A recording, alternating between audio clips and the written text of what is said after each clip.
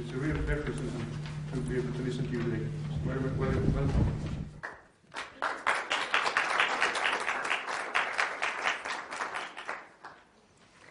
Well, thank you very much, Carl, for that kind introduction. Let me start by saying it's a great pleasure to be in Sweden for this year, and it's also a pleasure to be giving this seminar today in such a nice room, and so I'm very glad to be here. When I was invited to speak today, I was also asked to say a little bit about myself, since I'm visiting this year as the King's Professor, and perhaps to say a word or two about the research that I'm normally working on.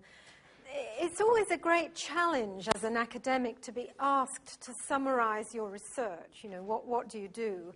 And especially if you work in an environmental field on quite a number of different issues. So it made me think a bit about what it is that brings the diverse threads of my research together. And I suppose if I have to summarize what I do, it's that I work on issues of environmental governance, very broadly defined. And I've been, involved in this now for 30-odd years and seen many changes during that time. And I suppose the thing that has come to interest me more than anything is how and why do environmental policies change over time? What makes policies change or stay the same? What are the dynamics involved? And I'm particularly interested in the role of knowledge, or probably I should say knowledges, in that process of policy change. By knowledge, I use a very broad definition. I mean scientific analysis, ideas, arguments, methods of persuasion, and so on. And the interesting questions for me are how knowledge comes to impinge on policies alongside the more traditional variables that we look at in trying to understand policy change: power, interests, institutions, and so on. So that's my very broad research area. One of my objectives in Sweden this year is to try to finish a book, which multitudinous commitments seem to have conspired against me finishing for the last several years. I'm sure people will recognize that phenomenon. And it's a book. I'll talk much more in detail about that particular research at a guest lecture at KTH on the 14th of January, if anyone is interested. But I've been looking at the influence of the UK's longest-standing environmental advisory body. It's called the Royal Commission on Environmental Pollution, and it's been producing knowledge, if you like, particularly in the form of policy advice, for nearly 4 decades. So I've, based on a funded research project, been looking at how that knowledge has impacted on the policy process. And there are lots of very interesting findings, but I don't have time to talk about that today. So that's what I do in terms of research. However, I also myself have been what some people call a boundary worker. I am engaged in policy advice quite extensively, and in particular for the last 10 years, I've just been released back into the community, as they say. I've served on the body that I previously studied, the Royal Commission on Environmental Pollution. So it was a kind of action research as well for me, actually being involved as a member of an advisory body, producing some fairly substantial reports on diverse aspects of environmental policy. So that I've done for the last 10 years until September this year. And then finally, I'm involved in one of our research councils, the Economic and Social Research Council in the UK, as a member of the strategic board of that research council, Strategic Research Board, and therefore have to think quite a lot about strategic research and how we go about gathering our knowledge. And on that board, I am one of two environmental experts. And so that's another facet of what I do, and these things, as you might imagine, they all interact. Well, I hope that's enough background on what I normally do. Today, I don't intend to talk in great detail about any specific aspect of my research. What I'd like to do is offer you some reflections and possibly some provocative propositions based on my experience as an academic, as a policy advisor, and as someone involved in the commissioning of and the designing of research programs. And I'd like to reflect on three sets of things. First, I want to say something about change, particularly looking back over the past 40 or 50 years. Then I want to reflect on some of the things that have become conventional wisdoms or items of faith in our current environmental research. And then finally, I want to offer some thoughts about the relationship between research and policy, which is something that exercises many of us in our daily lives as researchers or indeed policy advisors.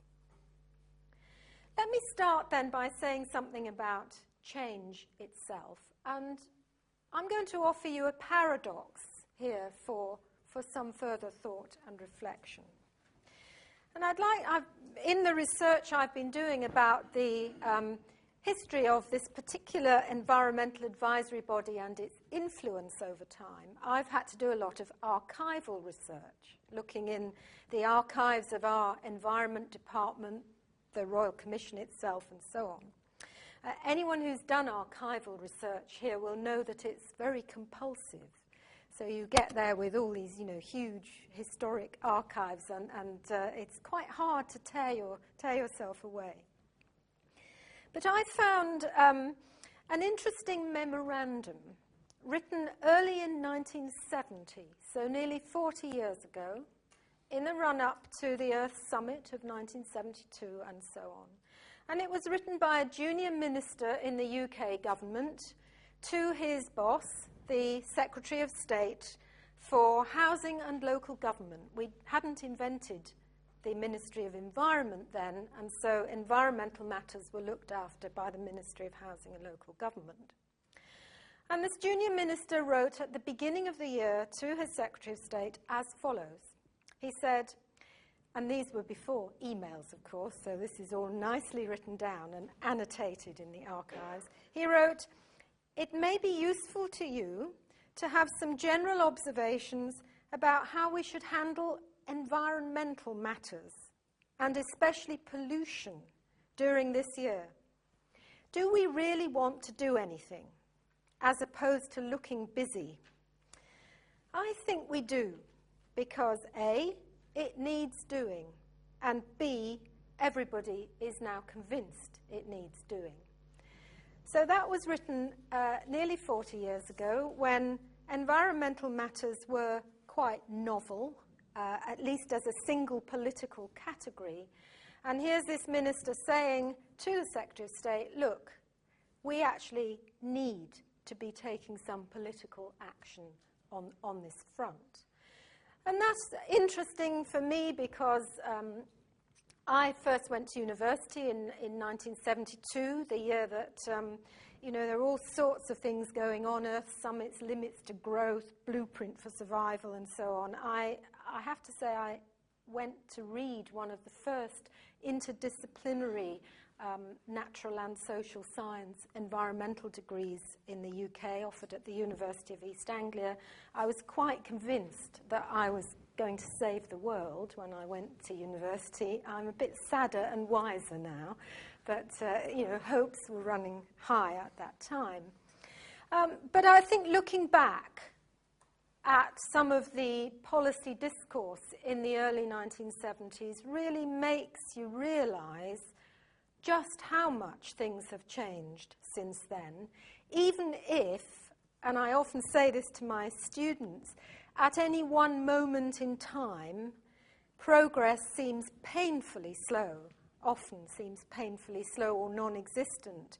When we look back over several decades, and this is the paradox, if you like, we find that there have been changes beyond recognition in all sorts of aspects of environmental life and policy.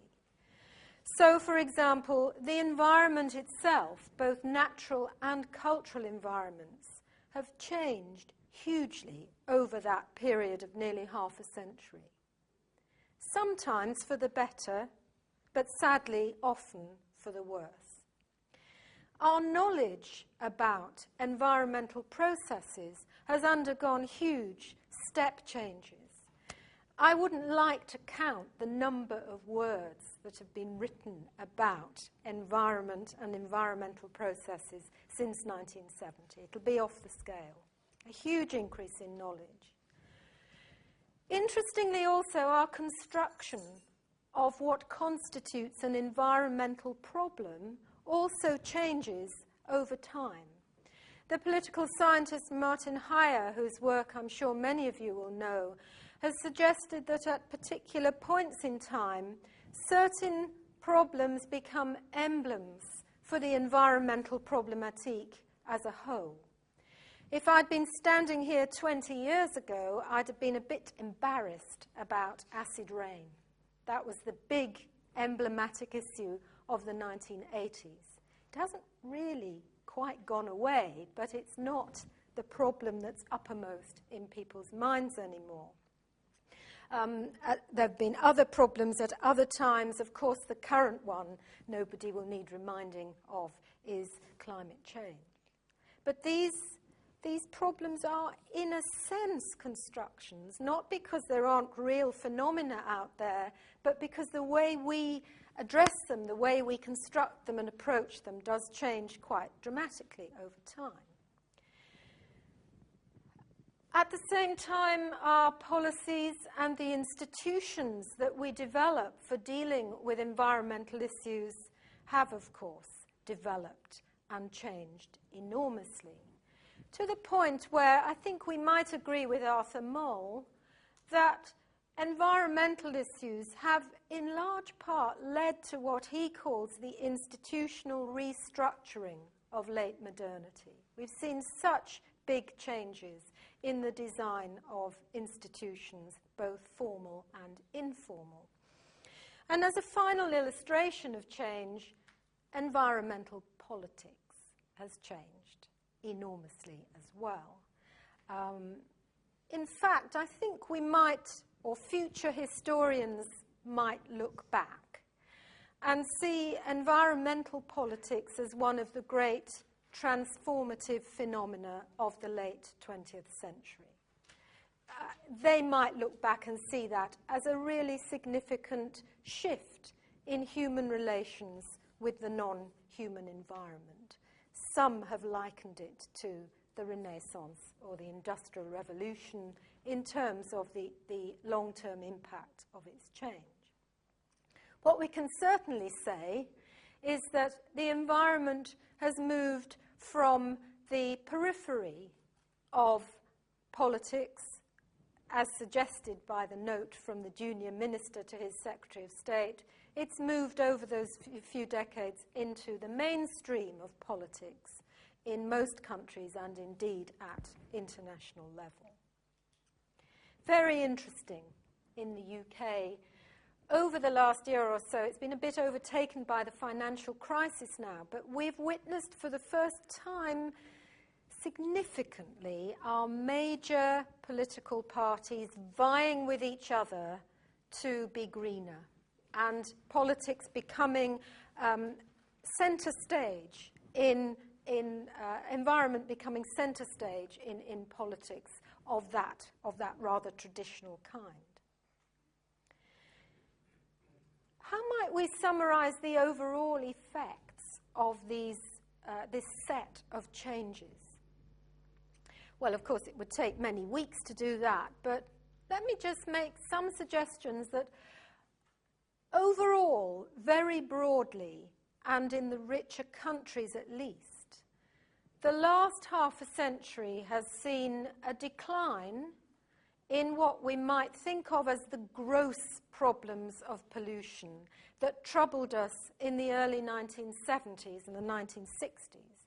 You know, we were sort of paddling in raw sewage in our rivers in the UK at that time. We had terrible problems of air pollution, toxic waste, water contamination, and so on. These problems, which we might think of as the gross, uncontrolled externalities of production processes, have to a reasonably large extent been brought under control. Now, I'm choosing my language with care because I wouldn't want anyone to think that I'm saying all the problems of gross pollution have been solved. They haven't, of course. But by and large, those problems associated predominantly with the externalities of production are at least sort of under new management, as you might say. They are being tackled. And we've learned how to do things more efficiently. Our efficiencies of vehicles and appliances, to take two examples, have changed dramatically. And so we've achieved what Michael Jacobs, the economist, has described as a reduction in the environmental coefficient of economic growth. We do more now with less than we used to in the 1960s and 1970s. For every unit of GDP, we use, in many cases, we consume fewer resources. So some of the big issues that were identified in the middle of the 20th century have been tackled in many countries. And, you know, it's quite hard now to remember just how bad it was in some of those ways 50 years ago. But as those problems have been tackled, others have loomed up in the background and increasingly come to take center stage. And one could argue that the problems that we face environmentally in the 21st century are different. And they're different in some really quite troubling ways. Some of the problems we face now are because, although there have been huge improvements in efficiencies and a reduction in the environmental coefficient of growth, growth outpaces those improvements. So as fast as we become more efficient, we consume more. Our fridges are more efficient, but we also now seem to have fridges the size of small houses. So we just increase what we use. And so some of our problems are now because, you know, we're just not keeping pace. The technical improvements aren't keeping pace. It seems to me that many of the conflicts that we face in all of our countries over road and air transport are really to do with the fact that we are improving efficiencies, but we're growing as well, and it's the absolute impact that matters, not the environmental coefficient of growth in itself. Perhaps even more importantly, though, one might say that the problems of the 1960s and 70s, if we think of those as the externalities of production, we now recognize that the problems we're looking at are much more intricately connected with our lifestyles and our social and cultural expectations. So to engage with our new environmental problems, we have to tackle the politics of consumption. And that, in my view, is a massively more difficult political project than dealing with the externalities of production. It was easier when we could point to a smoking chimney stack and say, they are the polluters. But now we've seen the enemy and it's us. And that's a much more difficult thing to cope with. And then finally, we might, I think perhaps we all recognize that the new environmental problems of the 21st century are somehow more systemic, they're more ubiquitous, and they're less visible and less tangible than the problems that first confronted us, or that confronted us in the middle of the 20th century. These are kind of, subtle, intangible things. As Ulrich Beck has said, we experience them not materially through our senses, but through what he calls second-hand non-experience. We don't actually see them or smell them or paddle in them, but things like climate change and perhaps ubiquitous chemical pollution are rather more complex and difficult problems. So perhaps I conclude this first part of my talk by saying that as we move into this 21st century, the challenges facing us are certainly no less than those that faced the policymakers of the middle of the 20th century. And certainly the approaches that we're going to need are radically different. So we need further, in my view, further step changes in the way that we go about dealing with these problems. Before I move on from talking about change, I wanted to make a few remarks about the change in which we go about gathering knowledge or knowledges. In other words, changes in our research strategies. And I'll be rather brief about this, but I think it'll be familiar to everyone here. Across many countries, we can see really quite significant shifts in the way we conceptualize environmental and sustainability research. We've moved towards much bigger, quasi-directed, long-term research programs. We put more of our money into centers. We want the research, as it were, organized in a more structured and bigger way. We now have a very strong emphasis on interdisciplinarity, and perhaps especially what some people have referred to as radical interdisciplinarity, that is working across, not just across disciplines, but across big disciplinary groupings that often start with profoundly different epistemologies, across the natural and the social sciences, for example, or even across the natural sciences and the humanities. I think also, and this is partly arisen from, a recognition, maybe as recently as the last decade, people might want to challenge that, but I see it across all of the European countries, North American countries, a recognition that we really do need the social sciences and the humanities in addressing these problems. I don't think we quite know what to do with them yet, but they're at least everywhere I go. Research councils, policymakers are all talking about the need to bring the social sciences on board. I have a bit more to say about that in a minute. We also see in our research strategies a much stronger problem and policy orientation. These research programs are often very directed at particular problems, defined in particular ways, and the hope is that they may produce answers or at least advice in relation to those problems. And then finally, another change which everyone will recognize compared with 20 or 30 years ago, big emphasis now on engaging users, so-called users. I also want to come back to that term in research, even at the stage of research design, not just at the end, but at the beginning of our research programs and projects. Many of you will recognize in that description of the new type of research strategy what Michael Gibbons and Helga Nowotny and their colleagues have called Mode 2 knowledge production, which differs very substantially from the old form of science and knowledge production.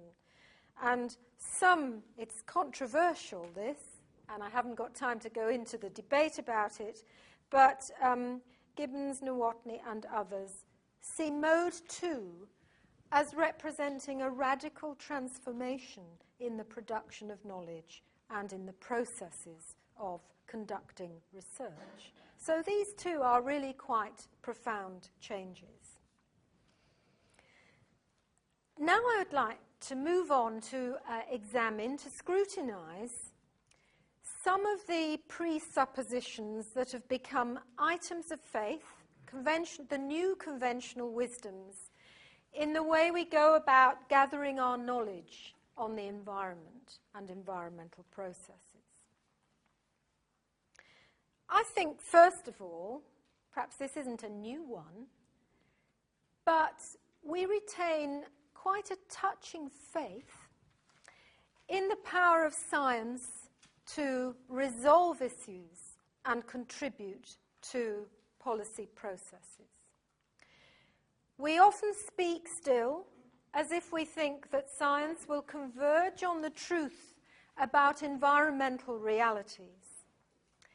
It will then, having uncovered this truth, or sets of truths, quote, inform the policy process. As if somehow scientific consensus will automatically bring about a political consensus and tell us what to do.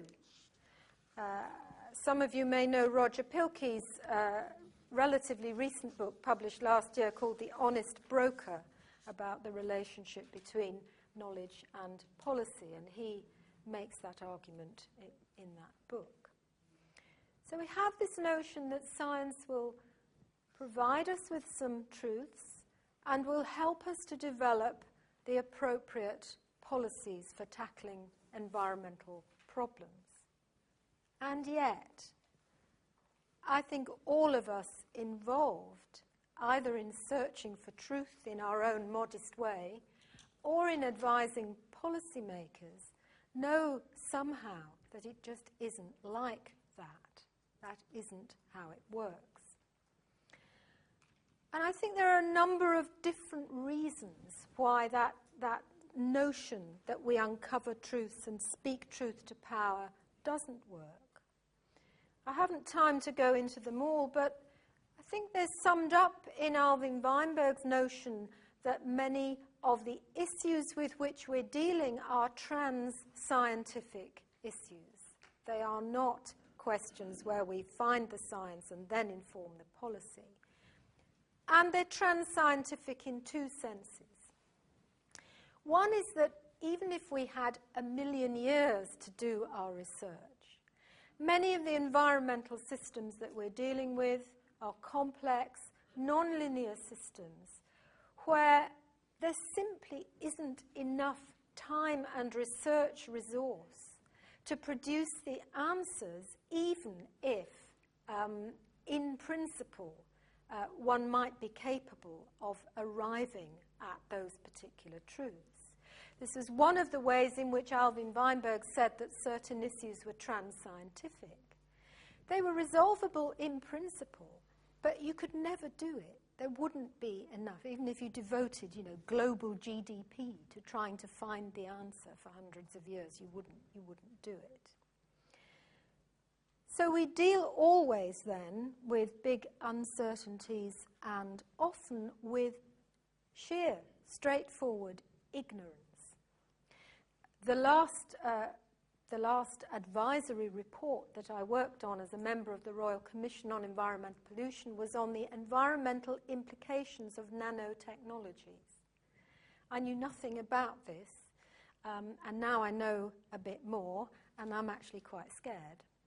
And one of the most interesting features of that report was that we just didn't know what many of the nanomaterials that are likely to be released into the environment might do.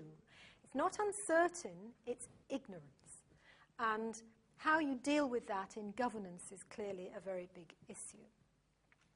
So for those sorts of reasons, we might have to move away from the model of research producing truths that inform policy. But there's another and possibly more important reason, and that's that in the environmental field, many of the questions that we deal with can be asked of science, but they can't be answered by science, because at some fundamental level, they're not scientific questions, or they're not only scientific questions, they are ethical and political questions. So the second category of the trans-scientific that Weinberg identified was that, the questions that you can ask of science, but you can't reasonably expect science to answer. And here we're dealing not with uncertainty and ignorance, or not only with uncertainty and ignorance, but with ambiguity about the objectives that we actually wish to seek as a society. An interesting example of that, I think, is the notion which we all use now of nature's critical limits. But of course, science will never be able to tell us what those are, because the notion of limits, the notion of criticality, and even indeed the notion of nature are all actually, in some sense, social ideas. And so in identifying critical limits, we must necessarily involve both science and public deliberation and debate, in other words, politics. So what's so interesting then about environmental issues is that they are the kinds of issues for which the boundary, often so tightly drawn between what is science and what is politics, becomes quite confused and blurred. And what we find is that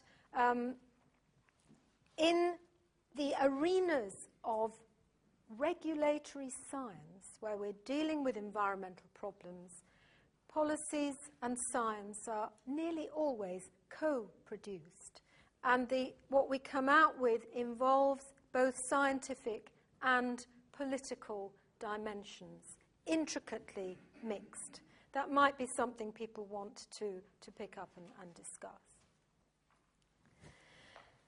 A second element of conventional wisdom is that we must have interdisciplinary research to deal with, quote, real-world problems.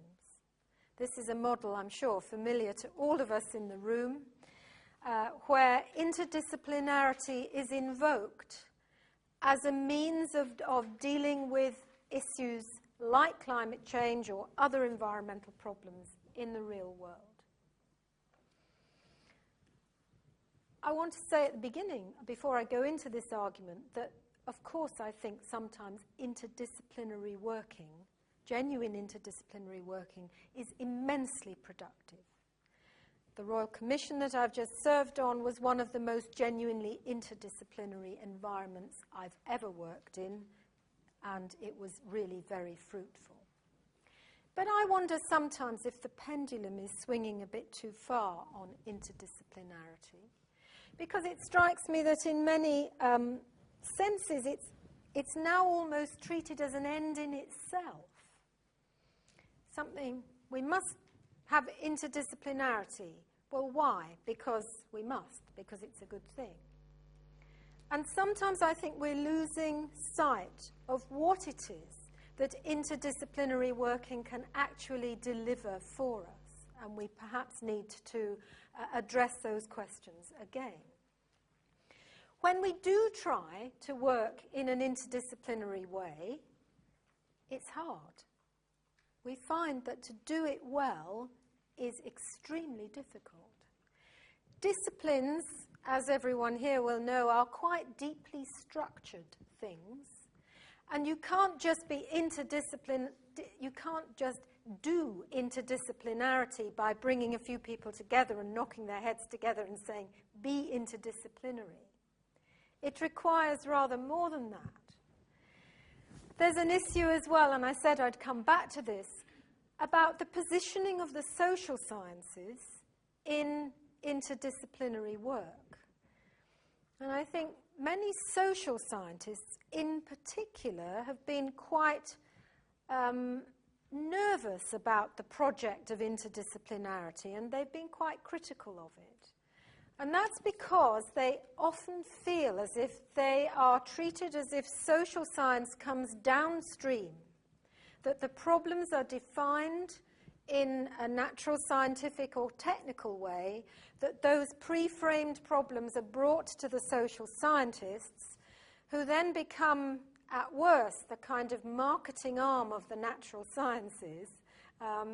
As one of my colleagues said to me in a rather bitter way, that we're either treated as clairvoyants or market researchers. And this is a kind of quite big structural problem. I see it in a lot of the research programs I've been involved in the UK, unless really big efforts are made for that not to happen. I've also seen, and indeed sometimes been on the receiving end of, the phenomenon that people might recognize, whereby it's called, quick, there's an interdisciplinary grants available, let's run round and find some social scientists. And, you know, you get these phone calls to say, we need a social scientist, will you please put your name on our proposal? Well, it can't work like that. That's not the way to do it. And I think, you know, the notion that there are, I mean, often the thing is framed in terms of technical potential and social barriers. And the social scientists come in to tell us about the barriers. That's a very funny way to look at society, you know, as a barrier to doing something that science and technology tells us we can do. So we need we're going along quite nicely. We hit this barrier, and that's society or politics. You know, these aren't barriers. This is the way we live. So we need sometimes we need a rethinking, and the best interdisciplinary programs are now really on top of this issue, and they're much, much more genuinely integrative. But even when you do it, and even when you do it properly, we have to recognize that interdisciplinary working is very demanding of time and resources and energy and effort. And as a rough rule of thumb, I think an interdisciplinary project probably takes half as long again as an equivalent project within a given discipline or set of disciplines, because it takes time to talk, and one has to have that talk and that dialogue. In a set of seminars I ran about interdisciplinarity, the other two crucial components of interdisciplinary working were said to be humility about one's own discipline, and a sense of humour was thought to be absolutely critical. So the message there is that interdisciplinarity is often, but not always, the right approach, and when we do it, we should do it meaningfully and with proper resources. Let me move on to the notion, the third and final of the things that I want to challenge, and that's that we must engage users at an early stage in research and research design. And often we see the form of words, we must engage users to make the research more policy relevant. I've done quite a lot of thinking about this lately. The ESRC, the Research Council, which I'm involved with in the UK, is very driven by this notion at the moment. I don't think there's anyone from there in the room, so I can say what I like about it. For the ESRC, knowledge transfer and dialogue with users are now absolutely fundamental to much of its research. And in some ways, this has to be a good thing. It's very well-meaning. But there are some problems, it seems to me. The first is rather fundamental. If you're setting out genuinely to search for truth, one assumes you don't know what the truth is before you find it. Therefore, it might be quite difficult to identify a priori who the users of those truths might actually be. So there's a fundamental assumption in the drive towards user engagement that we know who the users of our research will be even before we've actually undertaken the work. Sometimes that's quite an interesting dilemma.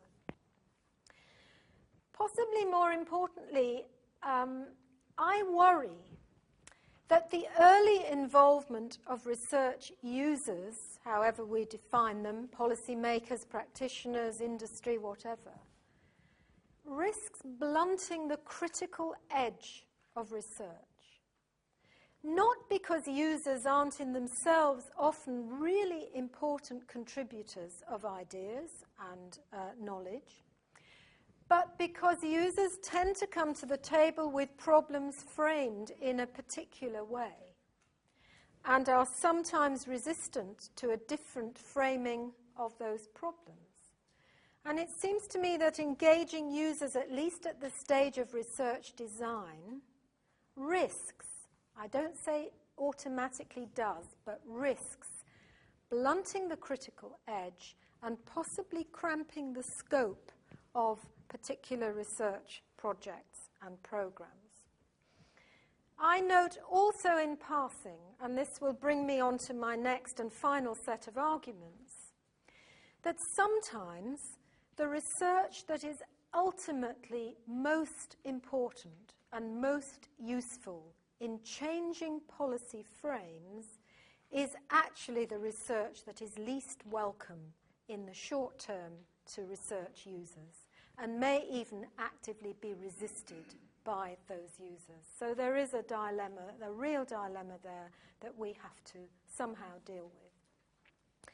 On the other hand, research users can bring new perspectives to stodgy academics who've become too much involved in particular ways of thinking, and so we may get a different kind of co-production.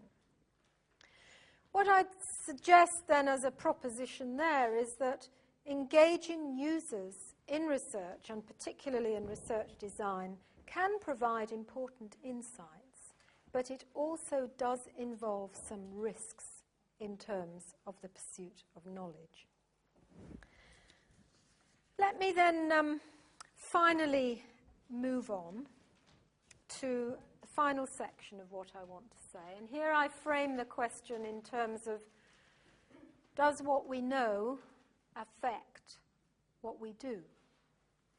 And I've touched on many of these issues already, but I'm going to suggest that we could work here with, well, many, but I'm going to use three different conceptualizations of the relationship between knowledge and policy. The one with which we're most familiar, read any research council's research program call for proposals, read many government statements about research policy, you will find implicitly, sometimes explicitly, a linear rational model of the relationship between research and policy, or a kind of sausage machine model. Problems are defined, research is conducted on those problems, research is, as it were, handed to policymakers who wait eagerly and gratefully for the outcomes of our research, and then they turn that research into policy, and the world is a better place. And as I said earlier, we know, I think we know that it doesn't work like that. And the predominance of that model of the relationship between research and policy, it's an incredibly resilient model, in spite of the fact that it's been so comprehensively criticized. It results in the end in a degree of disillusion, I think, on the part both of researchers. Most of us would actually quite like our research to have some effect, on policy as well as within the academic world. So when it doesn't work, there's a sense of disillusion, and policymakers too often complain that, they're not getting usable research. And that then, in the model, tends to be put down to problems of communication. right? We're not translating our results for policymakers, or they're not going out and finding the results of our research. But actually, in the real world in which most of us operate, we find that policy works to a very different set of dynamics. And actually, it shouldn't surprise us at all that research doesn't always seem to have much impact on policy. We find, for example, that policymakers use research strategically and selectively, and in some ways that's quite proper because they are political animals. We're operating in the world of policymaking to a political rationality that treats research in different ways according to the current political climate. So listen, for example, to the observations of Martin Ryan and Donald Schoen, here talking about social science research and the apparent lack of its impact on policy. They wrote, social science knowledge was used, for the most part, after a policy position had already been reached and ammunition was needed to legitimize it. People tended to make up their minds first and seldom made use of social science knowledge to arrive at a policy position. The American political scientist John Kingdon done a very interesting study of the policy process in the United States. Also throws a real question mark over the notion of linearity implicit in our technical rational model. Kingdon found, and I quote, that people in and around government sometimes do not solve problems. Instead, they become advocates for solutions and look for current problems to which to attach their pet solution. So in the so-called garbage can model of the policy process, everything's mixed up together. Policies, problems, politics are all mixed up and interacting in non-linear ways. So sometimes you can't even define something as a problem until there's a solution which you can attach to it. And we saw that exactly in the UK with acid rain. Right? That's exactly, in my view, what happened in the end in the UK's acid rain policy.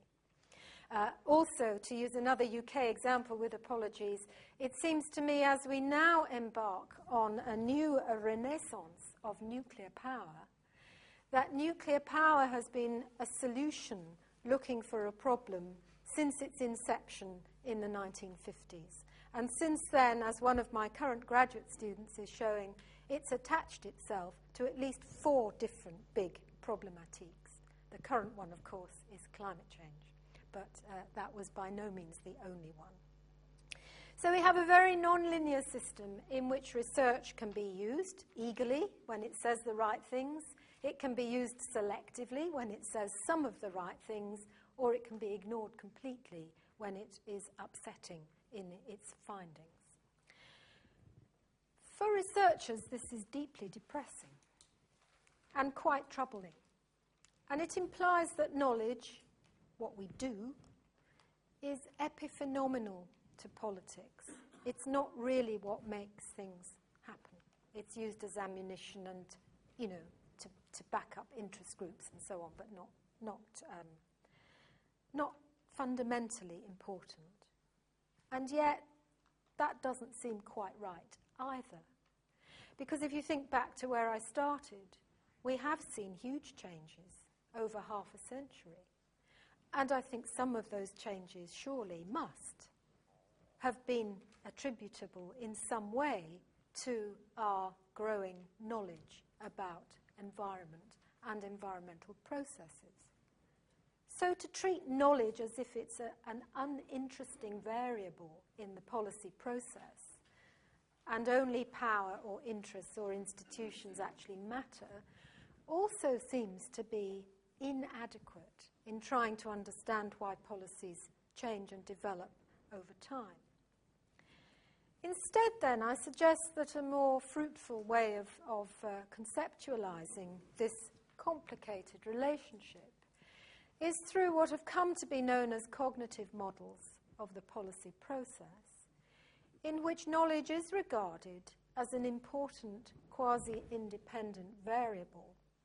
But it's always, to use Claudio Rodelli's words, in a dialectic with power and interests and institutions. It's not the only variable in that process. It also means that we have to look at the influence of knowledge over quite long periods of time. Because if we look for direct hits, research findings, policy change, then we're going to be disappointed a lot of the time. It sometimes works, but probably not often. But if we look over much longer periods, what we see is what some researchers called knowledge creep. Knowledge creeps into policy, slowly, subtly, through networks, through all sorts of complicated processes, and it takes long periods of time. But we get a process that Carol Weiss, another American political scientist, has called enlightenment, where very gradually the frame for policy making changes over time. And it seems to me that looking at some of the big changes in the environmental field, that's what we see. We see, when we look back to the 1960s, we see that the frame has changed and the policies have gradually changed too, even if particular arguments at particular times seem to have no effect. So my final message, I suppose, is that knowledge, research, ideas and argument are all actually important in the policy process, but they are always in an interplay with other variables like interests and power. And when we're looking for change and effectiveness of research, we have to be patient. We have to look not only for immediate impacts, but at much more subtle changes over much longer periods of time. And that may be less satisfying because it may be harder to identify the impact of particular bits of research. So less glory, perhaps, but more ultimate effect. I think then my final question, really, to leave you with was that in my mind, there isn't a doubt that research impinges on policy. The question is not whether it makes a difference, but how and when and in what circumstances it makes a difference, and whether there's anything that can be done, as it were, to manipulate those circumstances as we go about our various bits of environmental research. Thank you very much. I'll finish on that point.